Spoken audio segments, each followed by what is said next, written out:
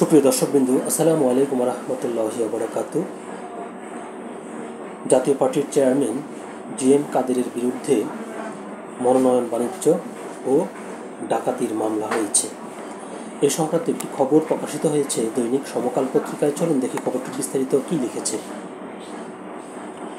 GM কাদেরের বিরুদ্ধে মনোনয়ন বাণিজ্য ও ডাকাতি মামলা। মনোনয়ন বাণিজ্য, চাঁদাবাজি ও ডাকাতির অভিযোগে জাতীয় পার্টির চেয়ারম্যান জিএম কাদের, জাপার মহাসচিব মুজিবুল হক চুন্নু, সাবেক ডিবি প্রধান হারুনুর রশিদ সহ 10 জনের বিরুদ্ধে মামলা করা হয়েছে। শনিবার ঢাকার মুখ্য মহানগর হাকিমের আদালতে এই মামলা করেন জাতীয় পার্টির কেন্দ্রীয় কমিটির সাবেক সদস্য ও মানবাধিকার কর্মী নাজমিন সুলতানা তুলি।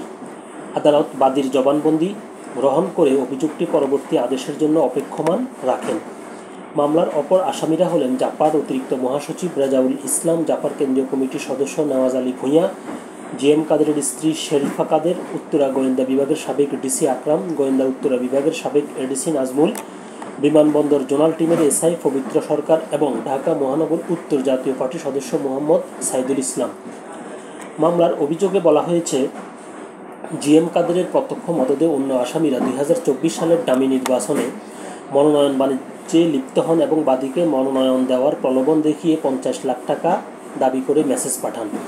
এ নিয়ে কেন্দ্রীয় কমিটির মিটিংয়ে বাদী প্রতিবাদ করলে উত্তপ্ত পরিস্থিতির সৃষ্টি হয় এবং এতে দলের অভ্যন্তরীণ কোন্দল বৃদ্ধি পায়। পরে প্রতিশোধ নেওয়ার জন্য পুলিশ প্রশাসনের কতিপয় দুর্নীতিগ্রস্ত সাবেক কর্মকর্তার সহযোগিতায় ও অজ্ঞাতনামা 40 থেকে 50 জন লোক নিয়ে 2023 সালের 10 অক্টোবর রাত 8:30টায় বাদীর বাসার দরজা ভেঙে প্রবেশ করে আসবাবপত্র, 7 ভরি স্বর্ণালঙ্কার, নগদ 3,65,000 টাকা, গুরুত্বপূর্ণ কাগজপত্র, মোবাইল, ল্যাপটপ সহ মালামাল লুট করে নিয়ে যায়। বাদী এসব নিয়ে সংবাদ সম্মেলনের প্রস্তুতি নিলে তাকে প্রাণনাশের হুমকি দেওয়া হয়।